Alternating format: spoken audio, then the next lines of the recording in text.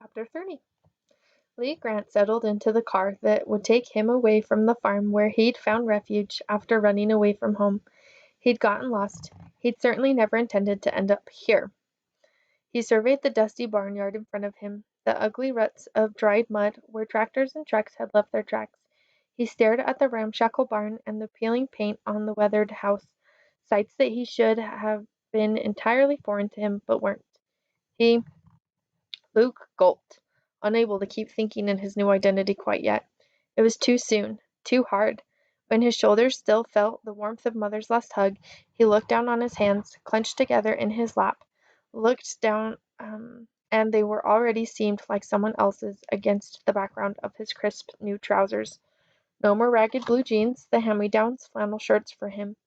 He had a whole suitcase in the trunk full of the same kind of fancy barren clothes he'd laughed at all those months ago. He didn't care about the clothes, but he wished they'd let him keep his name at least.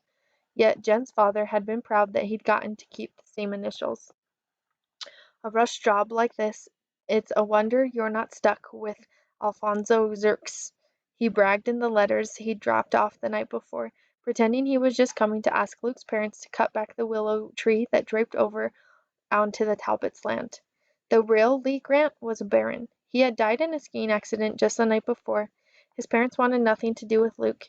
Too painful, Jen's father had explained, but they had agreed to donate their son's name and identity card the way people had once donated hearts and kidneys. Some secret group that helped their children had arranged it. The group also had agreed to pay for Luke to go to private school as a boarder year-round. Supposedly he was transferring during the middle of a term as punishment for running away. He'd read about such places in the old books in the attic. It seemed a strange way to live, without family, but he was just glad not to have to pretend to love another set of parents. Now Luke looked back at his family's porch, where Mother and Father and Matthew and Mark were standing and already waving. Dad and Matthew looked gruff, and Mark merely looked serious, strange enough for him, but there were tears streaming down Mother's face. She cried too, the night Luke had told his parents everything. He'd started with a first visit to Jen's house, and Mother had immediately scolded. "Oh, Luke, how could you? The danger! I know you're lonely, but honey, promise us never again." "That's not all," Luke said. He told the rest of the story without looking at her until he reached the end and his decision to get a fake ID. Then the sound of her sobbing made it impossible to avoid looking. She was red-eyed, devastated. "Luke, no, you can't," she gasped. "Don't you know how we'd miss you?" "But Mother, I don't want to go," Luke said. "It's just that I have to. I can't spend the rest of my life hiding in the attic. What will happen when you and Dad can't take care of me any more?" "Matthew or Mark will," she replied.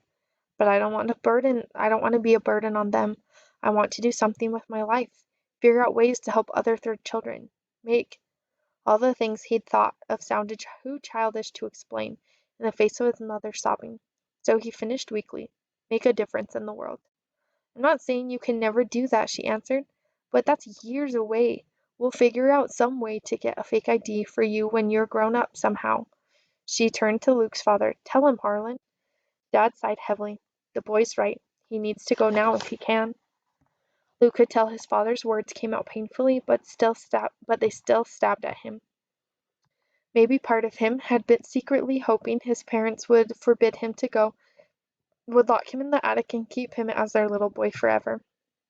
"I've checked around some, quiet like, to see if anyone's heard of third children getting to live normal lives. Around here, they can't," Dad said. "Far as I can tell, he's not going to get another chance." Luke turned back to his mother because it was too hard to look at Dad while he was saying that, but the pain-twisted mother's face was worse. "Then I guess we don't have a choice," she'd muttered. That had been 2 days ago, and ever since then she'd called in sick to work and stayed home, spending every second with Luke. They'd play board games and cards, but she'd interrupt every move with, "Do you remember?" or "I remember." The coups he'd made as a baby, his first steps, his delight in discovering dirt the spring he was 2, the first time he'd hoed a straight row, the zucchini he'd grown as long as his arm, the bedtime stories and the tucking ins. She was filling him up with memories he knew, for the time when he'd have no one to talk to about his childhood. But it was hard to listen to. He wished they could just move their Monopoly pieces and pretend the time wasn't ticking away. But all too soon this morning had come. Jen's dad had pulled up in his fancy car and sprang out to shake hands with Luke's parents. Mr. Garner, Mrs. Garner, thank you very much for reporting this boy's arrival immediately. From what I hear, the Grants were worried sick. He turned to Luke. Young man, what you did was irresponsible and reckless. The only smart thing you did was remember to take your ID card. I guess you must have heard that the population police shoot first and ask questions later. He clapped Luke on the back and slid his hand down to slip something into Luke's pocket. He reached down to touch the soft edge of the ID card. His ID card. Do you have to start pretending already? Luke's mother whispered, the tears beginning in his eyes. Jen's dad was shaking his head sternly and patting his chest, as if looking for something in a hidden pocket. Bugged, he mouthed. When Luke's parents nodded to show they understood, he stopped patting and pulled off the official-looking paper. Ah, here we are, your travel papers. Your parents are sending you to Hendrick's School for Boys, and if you don't shape up, Jen's dad gave him a stern look that was somehow also conveyed his sympathy. Mother cleared his throat. Would it be all right if we gave him a goodbye hug? We've gotten kind of fond of him in the time he's been here. Jen's father nodded, and then both Luke's parents held him tight and released him. Be a good boy now, you hear? Mother said.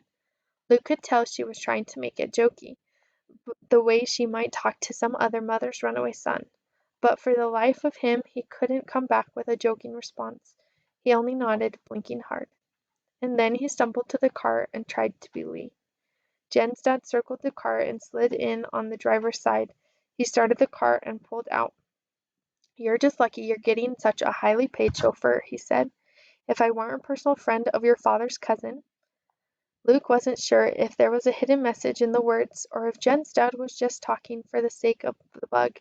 He decided he couldn't analyze it yet. He peered back as he frantically waved at his frantically waving family until they were out of sight.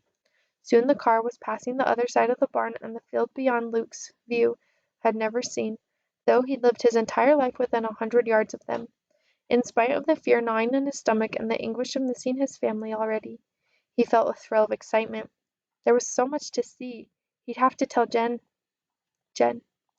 The grief he'd been avoiding for days welled over him again. But I'm doing this for you too, Jen, he whispered, too softly for Jen's dad or the bug to hear over the car's humming.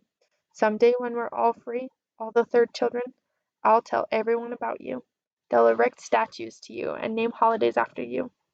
It wasn't much, but it made him feel better. A little. Luke stared back at his family's farm as long as he could.